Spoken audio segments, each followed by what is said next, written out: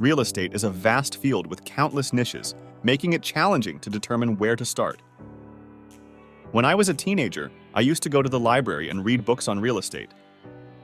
I also stalked the for sale ads and for rent ads in the newspaper. One piece of advice I remember reading was to find a niche and become an expert in it. So, I thought long and hard about what my niche would be. It was a process like Goldilocks finding the perfect bed. And it led to gold of sorts, I suppose. I needed a niche that was just right for me.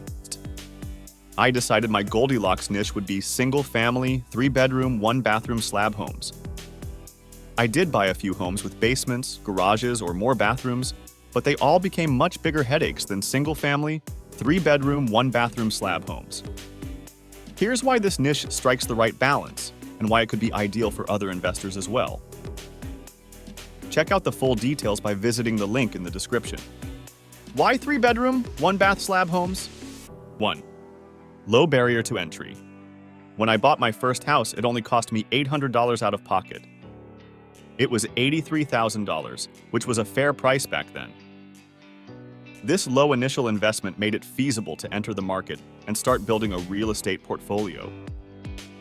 Single-family, 3-bedroom, 1-bath homes are typically more affordable compared to larger properties, making them accessible for new investors. 2. Liquidity. These homes are highly liquid. The 3-bedroom configuration is in high demand because it suits the needs of small families, couples, and singles looking for extra space. They are easier to sell and rent, ensuring a steady cash flow and an easy exit strategy if needed. 3. Ideal rent price point. 3-bedroom homes hit the sweet spot in terms of rent pricing. They are affordable for a wide range of tenants, but still generate a decent rental income. This balance ensures a broad tenant pool, minimizing vacancies and maximizing rental income stability. These houses averaged $1,000 a month rent, and it was always easy to find stable families. Homes with more expensive rents or cheaper rents both bring different kinds of problems. High-rent homes tend to have pickier people that are much higher maintenance. They also expect much more frequent updates. Lower-rent homes attract tenants who tend to struggle to find ways to pay rent. 4. Stability. Single-family homes in mature, diverse cities provide stability. By clustering my properties in the same area, I became an expert in that local market, following Warren Buffett's advice to specialize. Granted, Buffett also preaches diversification, and in a way, I did that too. I diversified my income streams. This was a concept I read about in The Millionaire Next Door. It was the observation that millionaires tend to have multiple sources of income, whereas non-millionaires tend to have one source of income, a salary. This expertise allowed me to make informed decisions, manage properties efficiently, and build a reliable tenant base. Why not buy houses with basements or garages? Basements. More hassle than they're worth. In my area, basements are expected, but I avoided them because they come with several downsides. Tenants often leave more belongings behind, increasing cleanup costs, and basements double the potential for maintenance issues. They also tend to attract unapproved occupants who don't contribute to rent, but add wear and tear to the property. Despite these complications, basements only add about 10% more rent, making them more of a burden than a benefit. Garages, an invitation for clutter.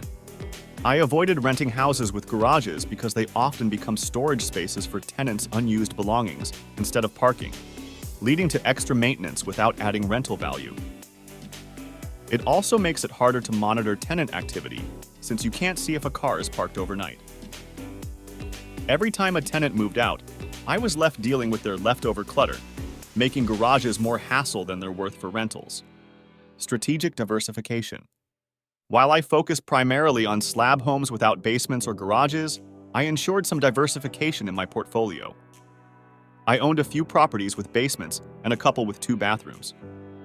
I also included 2 houses with garages. This diversification allowed me to accommodate tenant needs over time. If tenants desired a different setup, like a larger house, a smaller house, or one with a garage, I could offer them another property within my portfolio. This flexibility helped retain good tenants by moving them into homes that better suited their changing needs, reducing turnover and maintaining stable rental income.